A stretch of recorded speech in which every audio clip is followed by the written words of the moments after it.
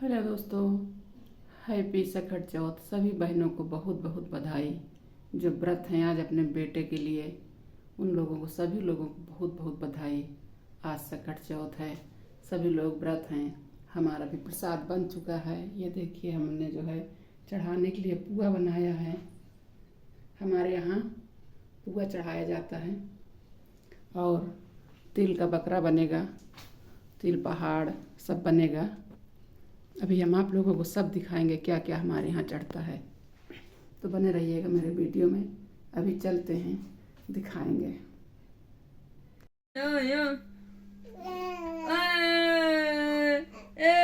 क्या तिरछा मोड़ करके भैया भैया भैया भैया तुम्हारा गुप्पू जो गुप्पू ये तिल का बकरा बना हुआ है, ये पुआ हो गए, शकरकंद रखी है, साबुत रामदाना के लड्डू हो गए, ये तिल का पहाड़ बन गया,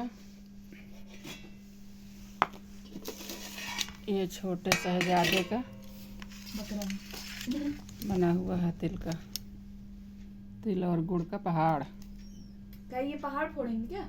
बकरा नहीं फोड़ेंगे। देखो बकरा देखो बकरा धूपबत्ती जली जा रही है। बकरा काटेंगे। बकरा तो तुम्हारा अभी कहाँ ये गया? बकरा कहानी सुनाएंगे, अभी सब लोग कहानी सुनिएगा। तुम्हारा बकरा कहाँ गया? तुम्हारा बकरा कहाँ? माँ मर गया। पत्नी पुत्र की रक्षा करने लगी, भीख मांग कर लाती और किसी तरह पुत्र का लालन पालन करती।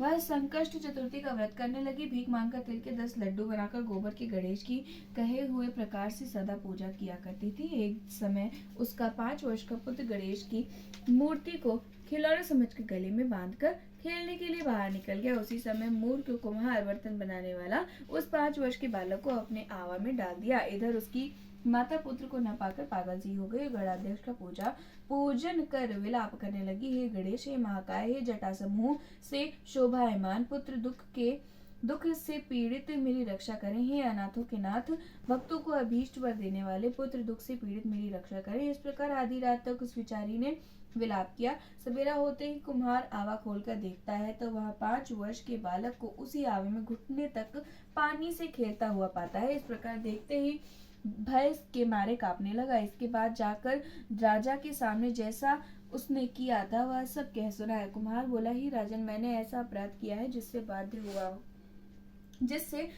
हुआ हूँ। हे राजन, राजकन्या के विवाह के लिए मुझे कुछ मिट्टी के बर्तन शीघ्र बनाकर देने थे, पर कई बार आवा में आग लगने पर भी वे पके नहीं। तब मैंने जादू टोना जानने वाले किसी एक गुणी से जाकर पूछा तो उसने चोरी से बालक की बलि देने के लिए कहा। तब बड़ी चिंता उत्पन्न हुई कि किसके बालक को अग्नि में डाला जाए। जिसके बालक को अग्नि में डालूंगा वह तो तुरंत ही मुझे काट डालेगा।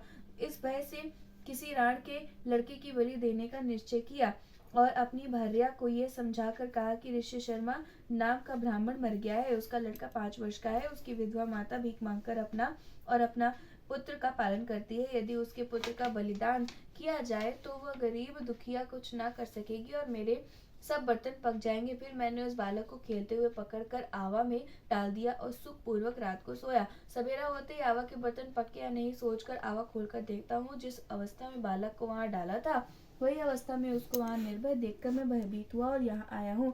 इस प्रकार उसके वचन को सुनकर राजा चकित हुआ और स्वयं आवा के पास आकर खेलते हुए लड़के को देखकर अपने अमात्य से कहा कि ये कैसी बात है और ये बालक किसका है, इसका निश्चय करो। इस आवा के भीतर घुटने तक कमल से सुशोभित जल और वैदुर्यमणि के समान दुर्वा कैसे प्राप्त हुई। इस दरिद्र बालक को न दाह है, न क्षुधा है, न पिपासा है, न घर की तरह निर्भय होकर यहाँ खेल रहा है। राजा के इतना कहने पर होती कलपति वह ब्राह्मणी भी वहां आ पहुंची और अपने बालक को देखकर उसे उठाकर छाती से लगाया, चुंबन किया और रोती कलपति हुई राजा के आगे बैठ गई। राजा हरिचंद बोले, ब्राह्मणी, अग्नि ने इस बालक को क्यों नहीं जलाया?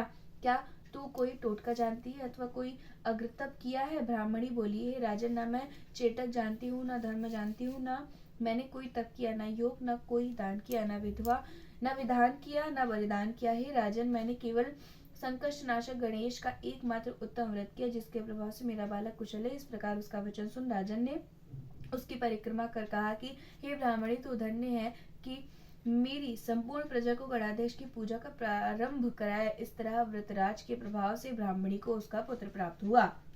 जटानी की सेवा टहल करके गुजारा करती थी।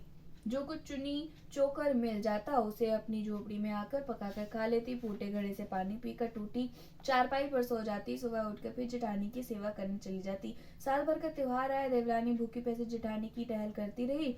रात को जब आने लगी तो और दिनों की तरह चूनी चोकर भी नहीं दिया, खाली यहाँ झोपड़ी में आई। खेत से बथुआ तोड़ लाई। थोड़े से चावल के कण ढूंढकर इकट्ठे किए, कण के लड्डू बनाए, बथुआ बनाकर रख लिया।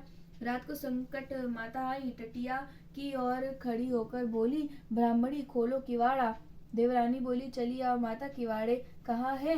भीतर आते ही संकटा माता ने कहा, बड़ी भूख लगी है। देवरानी ने कहा, माता जो कुछ दिया है खाओ। कण के लड्डू और बथुआ के धोंधा आगे रख दिए।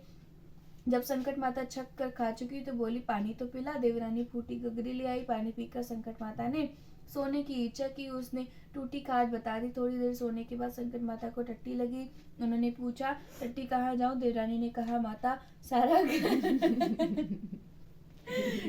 घर लीपा पोता है, जहाँ जाओ बैठ जाओ। सारे घर में उन्होंने टट्टी टट्टी कर दी। फिर भी अभी पूरी तरह निपट नहीं पाई। पूछा, आप कहाँ जाओ? देवरानी ने कहा, मेरे सिर पर करो। सिर से पांव तक टट्टी से नहला दिया और चली गई। सुबह जब देवरानी उठी तो सारी झोपड़ी कंचनमय हो गई। चारों तरफ सोना ही सोना बिखरा पड़ा था। जल्दी जल्दी बटोर कर रखने लगी, पर सोना चुकता ही नहीं था और वह रखते रखते थक गई। इधर जब समय से देवरानी नहीं पहुंची तो जेठानी बहुत बिगड़ने लगी। जेठानी बोले, कल त्योहार था, सारा काम पड़ा है और देवरानी जी कहाँ अभी पता नहीं है। उसने अपने लड़के को भेजा और कहा, जाकर फौरन बुला लाओ। लड़के ने जो खबर दी तो जेठानी का जी धक्के से हो गया। दौड़ पहुंची, देखा चारों तरफ सोना ही सोना बिखरा पड़ा। देवरानी से पूछा, किसको घूसा किसको मूसा? देवरानी सहज भाव से बोली, ना किसी को घूसा ना मूसा, ये सब संकट माता की कृपा है। जेठानी ने पूछा, ऐसी क्या सेवा की तूने जो संकट माता प्रसन्न होगी? देवरानी बोली, मैंने तो कुछ नहीं किया, केवल कण के लड्डू और बतुआ के धोना दिए थे खाने को। इस प्रकार उसने सब कुछ बता दिया।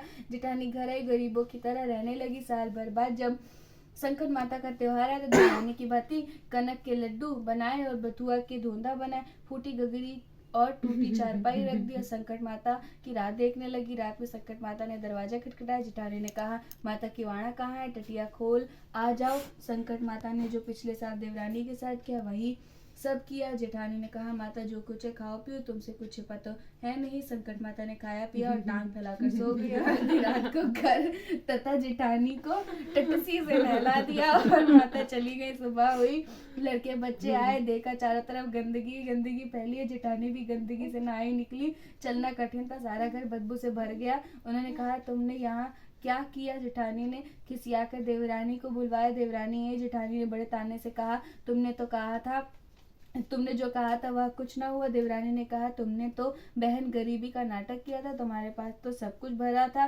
इसी से संकट माता प्रसन्न हुई। मेरी गरीबी में उन्हें दया आ गई और सब कुछ दे दिया। तुमने तो मेरी नकल की थी, इसीलिए ऐसा हुआ है। टटियां ही टटियां हुई हैं।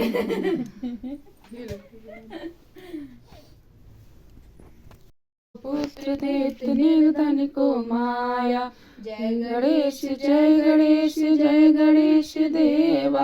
माता जगी पार्वती पिता महादेवा। दीनन की लाज रखो शंभु सुत वारी, कामना को पूरी करो जग बलिहारी। जय गणेश जय गणेश जय गणेश देवा। सूर्य श्याम शरण आए, सुफल कीजे सेवा। जय गणेश जय गणेश।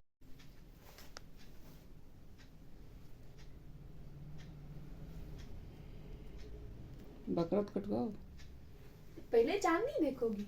यहाँ पहले हो जाए, चांद देखे तो पानी पियेंगे ना। आओ, गौर से देखिए, इस लड़के को 2 महीने का है और जा रहा है बकरा को काटने। पुत्र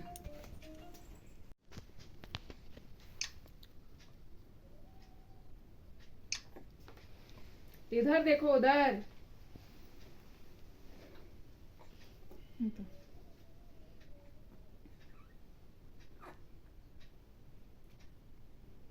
रुकना। हाँ ये कैसे ज्यादा अच्छी है। चलो बस हो गया। चलो पैर छू लो। आओ पीछे आओ। डरा रहे होगा, पीछे आओ, काटो। हाथों नहीं धरोगी खोपड़ी में।